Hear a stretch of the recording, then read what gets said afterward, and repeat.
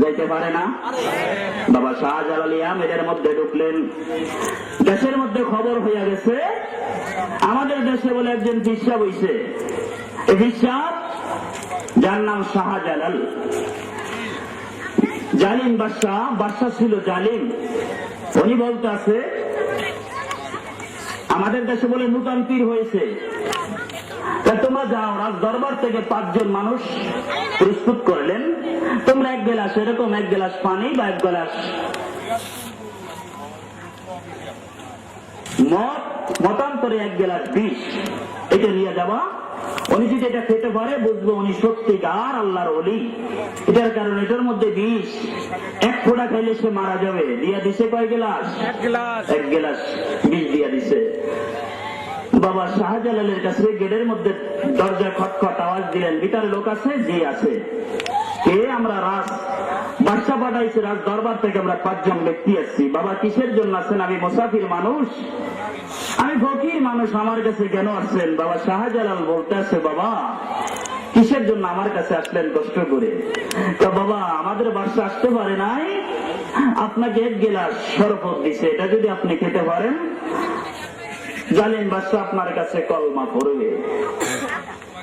মতান্তরে সে আপনাকে খবর তো তুমি জানে। জালিম বাদশা বিশ্বাস করে না ওলিদেরকে।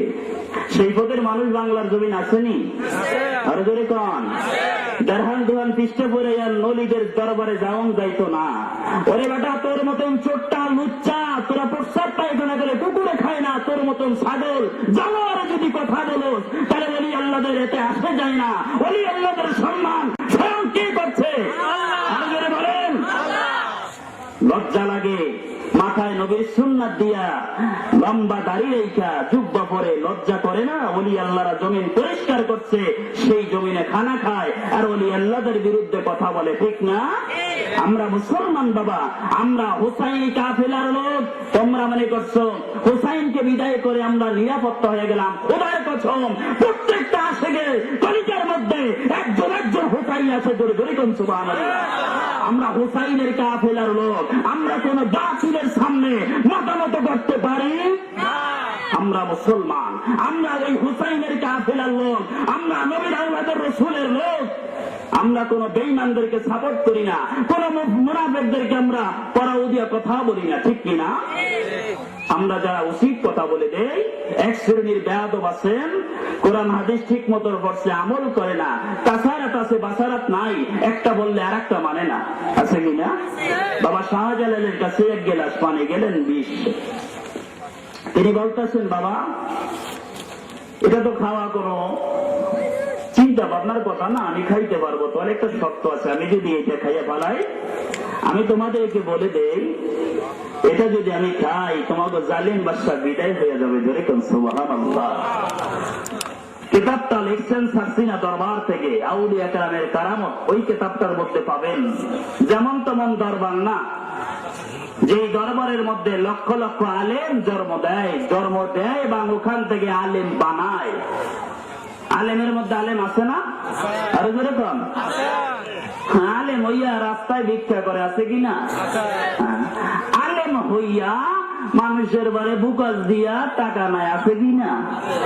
আলেম ওই আলেম হওয়া দরকার। যেই নবী বলছেন আমি ভিক্ষাকে পছন্দ করি না, সেইটাকে আমরা ব্যবসার খাত বানাইয়া দিচ্ছি, ঠিক কিনা? বাবা শাহজালাল বলতেছে, তোমরা আমার কাছে যে জিনিসটা আমি খাইতে পারি, তোমরা 5 জন একটা ইসলামের মধ্যে সিগনেচার দাও, সে যদি মারা যায় আমি কলম দায়ী না। আচ্ছা ঠিক আছে। বাবা শাহজালাল 5 জনের সিগনেচার নিলেন। নেওয়ার পরে বাবা শাহজালাল বিসমিল্লাহির রহমানির রহিম কে যখন মুখের ভিতরে পানিটা দিলেন, কিছুক্ষণের ভিতরে খবর আসলো জালিম বাদশা বিদায় হইয়া গেছে। বাবারে, বাবা শাহজালাল যখন ওই জায়গার মধ্যে বাসা, খবর আসছে রাজ দরবার থেকে জালিম বাদশা নাই। ওই 5 জন বলে, বাবারে তোমার হাতে ধরি পায়ে ধরি রে বাবা, তুমি এমন বড় ওলি আমি জানি না। আমরা ওই জালিম বাদশার আর তার সঙ্গে নাই রে বাবা, আমাদেরকে পড়াইয়া দাও মধুর কালিমা লা ইলাহা মুহাম্মাদুর রাসূলুল্লাহ সাল্লাল্লাহু আলাইহি ওয়াসাল্লাম। একটু দরুদ পড়েন, আল্লাহুম্মা সাল্লি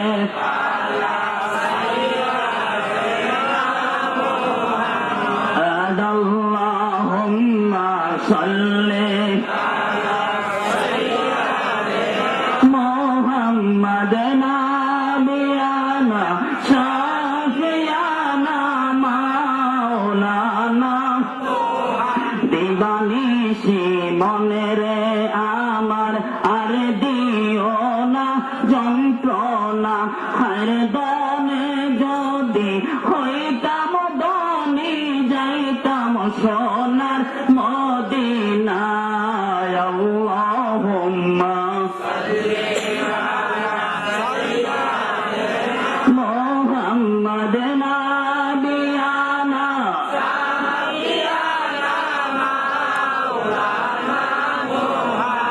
বাবারে, আমরা সমস্ত মানুষকে কবরে যাইতে হবে, ঠিক কিনা? আরো জোরে বলেন। আল্লাহ রাব্বুল আলামিন নিজে বলেন, আমি তোমাদেরকে কবর বানাইছি, ও কবরে তোমাদের যেতে হবে। মিনহা খলাকনাকুম ওয়া ফিহা নুইদুকুম ওয়া মিনহা নুখরিজুকুম তারাতান উখরা।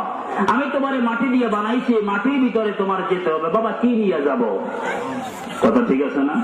কবরে যাব, কি নিয়ে যাব? আমাদের নামাজ পড়ার দরকার আছে কিনা? অনেক মানুষ আছে পীর মাশায়েখের কাছে যায়, মুরিদরা নামাজ পড়ে না, ওটা ফাসেক। কোন কিতাব দেখবেন যান, চাইলেটা তরিকা দেখেন আপনি, সিদুল আসরার মারিফাতুন নিগুর রহস্য, গাউসুবেগের নিজের লেখা কিতাব। তবে ডাইরেক্ট বলছে, যিনি কাদরিয়া তরিকা আছে 5 ওয়াক্ত নামাজ পড়বে না, আমি তাকে আমার মুরিদ বলে স্বীকার করব না। আমাদের নামাজ পড়া দরকার আসেনি? আর যদি বলেন, নামাজ না পড়লে বাবা শরীয়ত ছাড়া কোন মানুষ আল্লাহর ওলি হতে পারে নাই। কবরে যাব, কি নিয়ে যাব? অনেক মানুষ মরে গেলে মাটিতে তার মাংস খায়, ঠিক কিনা? তার কাফন তো ভালো কথা, মাটিতে তার শরীর খন্ড বিখন্ড করে দেয়। আল্লাহ বলেন, তুমি যদি মিনাল মুহসিনিন হতে পারো, তুমি যদি মুত্তাকিন হতে পারো, তুমি যদি আলা ইন্না আউলিয়াল্লাহু লা খাউফুন আলাইহিম, যদি তুমি হতে পারো মিনান নাবিয়্যিনা ওয়াস সিদ্দিকিনা ওয়াস শুহাদাই ওয়াস সালিহিন। এই চার শ্রেণীর মানুষ যখন কবরে আসবে, কবরে ডাক দিয়া বলো, জমিনের মানুষেরা রে, এই চার শ্রেণীর মানুষ যখন কবরে আসবে, কাফন খাইব দূরের কথা, শরীর খাবো দূরের কথা, তার কাপড় ধরার শক্তি আমাদের নাই। মানুষ হতে হবে কিনা? বরাবর আব্দুল কাদের জিলানী এত বড় দরজার ওলি বাবা, যিনি কাশ্ম নিয়ে বৈশা রয়েছেন। কাশ্ম খালি বৈশা থাকলে কাজ হবে না, ইবাদত করতে হবে, ঠিক কিনা? এই যে দেখেন বাংলার দেশে আমাদের সুন্দর, আমরা আলেম ওলামার দেশ, ওলি আল্লাহদের দেশের লোক, আমরা মুসলমান। বাবারে, আমরা যদি নামাজ না পড়ি, নবী কি সুপারিশ করবে? আর যারা বলেন, আসসালাতু মিফতাহুল জান্নাত, নামাজ বেহেশতের চাবি। মুহাম্মদ রাসূলুল্লাহ সাল্লাল্লাহু আলাইহি ওয়াসাল্লাম বলেন, তোমরা নামাজ পড়ো, উলিল আমর ওই ব্যক্তিদের কাছে যাইও, যদি যাইতে পারো আমি রাসূলের খবর তোমরা পাইবে। জোরে কোন সুবহানাল্লাহ। আমার নবীজি রাসূলুল্লাহ সাল্লাল্লাহু আলাইহি ওয়াসাল্লাম বলেন, ও জমিনের মানুষ, তোমাদেরকে আমি বলে দেই, এই পৃথিবীর মধ্যে 300 মানুষ হবে, 200 মানুষ হবে আদম আলাইহিস সালামের রূহের মতন, আর 100 মানুষ হবে মুসা নবীর রূহের মতন। তোমাদেরকে আমি বলে দেই, একজন মুত্তাকিন যদি মারা যায়, ওই জায়গার মধ্যে আমি আরেকজন মুত্তাকিন পাঠাইয়া দিব। আমার নবীজি মুহাম্মদ রাসূলুল্লাহ সাল্লাল্লাহু আলাইহি ওয়াসাল্লাম এমন একজন নবী, নবী সবার সঙ্গে দেখা করে, দেখা করে সবার সঙ্গে দেখা করে না বাবা। আপনি একটা কথা বুঝবেন, আপনাকে বাংলাদেশে প্রধানমন্ত্রী আছে কিনা? আরো জোরে বলেন, প্রধানমন্ত্রী আছে কিনা? প্রধানমন্ত্রী সবার সঙ্গে কি দেখা করে? দেখা করেন। আপনি যদি যান, আপনার সাথে তো দেখা হবে না, আপনার 4-5 জায়গায় চেক করবে, ঠিক কিনা? দেখবে ভিতরে বোমলো আইসেনি, যেহেতু আলেমরা বেশি সুবিধার না, ঠিক কিনা? আলেমরা বেশি সুবিধার না রে বাবা। আলেমের রূপ ধইরা বাংলাদেশে 64টা জেলায় 63টা বোম মারছে মানুষ আছে না? দাঁড়ির নাম বললাম আলেম না, আর বাকি গুতাইছি এলে আমি পিসাব নার যুদ্ধ পড়ছি, আমার মুহাদ্দিস কবে না বাবা, আমার ঈমান দেখবে। লা ইয়ানজুরু ইলা আফসারিকুম ওয়া লা ইউনতিকুম আলা ইউরিকুম, হাদিসের মধ্যে আছে তোমার ঈমান তোমাকে সার্টিফিকেট দিয়ে জান্নাতে পৌঁছাইয়া দিবে। নবী মুহাম্মদ রাসূলুল্লাহ সাল্লাল্লাহু আলাইহি ওয়াসাল্লাম মসজিদে নববীর মধ্যে বসা। দেখেন ওয়ালিদুল্লাহ নবীর ভালোবাসা কত। আমার নবীজি মসজিদে নববীর মধ্যে বসা, চারজন সাহাবী বসা, আবু বকর, ওমর, ওসমান, আলী। হঠাৎ করে আমার নবীজি হযরত ওমরকে বলেন, বাবা এদিকে আসো। হযরত আলীকে বলেন, তোমরা দুজন এদিকে আসো। আসলেন, বলে বাবা তোমাদের কাছে আমি একটা আমানত দিয়ে যাব, এই আমানতটা ইরাকের মধ্যে বাগদাদের মধ্যে ওয়াসকুরিন নামে এক পাগলের কাছে আমার এই আমানতটা দিয়ে পৌঁছিয়ে দিবে। জোরে কোন সুবহানাল্লাহ। হযরত সিদ্দিক আবু বকর ডাক দিয়ে বলে, ইয়া রাসূলুল্লাহ, আপনি ওমরের ডাক দিলেন, আলীর ডাক দিলেন, ইয়া রাসূলুল্লাহ আপনার কাছে জানতে চাই আমি কি আপনারে ভালোবাসি? আমার নবী বলে, আবু বকর রে তুমি আমাকে ভালোবাসো, ওসমানও আমাকে ভালোবাসে, আমি তোমাকে দুইজনকে দিছি, দুজন শক্তিশালী ব্যক্তি, তোমরা দুজন ইরাকের মধ্যে যাইয়া আমি একটা আমানত দিব, আমার আমানতটা পৌঁছাইয়া দিবা। আমার নবীজি একটা ঝুড়ি থেকে বাবা একটা প্যাকেট রক্ত মাখা একটা জামা আবু বকরের হাতের ভিতরে দিলেন। আবু বকর এই জামাটারে বাবা ইরাকের এক ব্যক্তিকে দিব। আবু বকর মনে মনে বলে, ইয়া রাসূলুল্লাহ আমার যদি জামাটা দিতেন গো নবী, এই জামা গনি আমি কবরে শুয়ে থাকতাম, হাসরের ময়দানে এই জামা রক্ত মাখা জামা নিয়ে আপনার উম্মতকে আমি জান্নাতের ব্যবস্থা করে দিতাম। আমার নবীজি চুপ করে রয়েছেন। আমার নবীর চোখের পানি দিয়ে জটপাট করে পানিগুলো পড়তেছে, টপ টপ করে জমিনের মধ্যে নবীর দাড়ির মধ্যে পানিগুলো পড়তেছে। রে বাবা, আমার নবী বলে, ও সাহাবায়ে কেরাম রে, আবু বকর তোমারে বাবা জামা দেওয়া যাবে না, ওমর রে তুমি এবং আলী তোমরা ইরাকের মধ্যে যাবা, আমি ইন্তেকালের পরে 3 দিন পরে তোমরা ইরাকের মধ্যে বসরার ভিতরে যাবা। ওয়াসকুরিন নামে আমার পাগল আছে আশেপাশে, আমি উহুদের ময়দানে দম্ভ মোবারক শহীদ করেছি। ওই পাগল শুনছে, শোনার পরে তার 2 মারিতে কোনো দাঁত রাখে নাই। বলতেছো সাহাবীরা রে তোমরা তো আমারে ভালোবাসো, তোমরা তো জানো না ওই পাগলে আমাকে কি ভালোবাসে। আমার নবীজি যখন ইন্তেকাল করেছেন আমি আপনাদের কাছে জানতে যাই, নবী জিন্দা না মুর্দা? আরো জোরে বলেন। আমার নবী কি আমাদের মতন মানুষ? যার লক্ষ লক্ষ হাদিস আছে আমার নবী মারা যায় না, যদি যাইতো তাহলে 4 তাকবীর থাকবো, ঠিক ঠিক কিনা? আমার নবীর 4 তাকবীর হয় নাই রে বাবা, নবীর কাফন পরানো হয় নাই, নবীর যুদ্ধ দিয়া নবী আমার বলছেন, ও সাহাবায়ে কেরাম আমাকে নিয়ে তোমরা তাওয়াফ করবা। তারিক হামিদের মধ্যে লেখেন, মৌলুদ আরসির মধ্যে লেখেন, শাওয়াহিদুন নবুওয়াত কিতাবে আব্দুর রহমান নুরুদ্দিন জামি রাহমাতুল্লাহ লেখেন, আমার নবী যখন ইন্তেকাল করেন নবী তো মরে নাই, নবী ইন্তেকালের শব্দ 3টা, একটা শব্দের 360টা অর্থ আছে। আমার নবীজি রাহমাতুল লিল আলামিন যখন পর্দা করলেন, পর্দা করার 3 দিন পরে এক ব্যক্তি আছে আয়েশা রাস্তার ভিতরে হযরত আবু বকরকে বলতেছে, আসসালামু আলাইকুম ইয়া রাসূলুল্লাহ।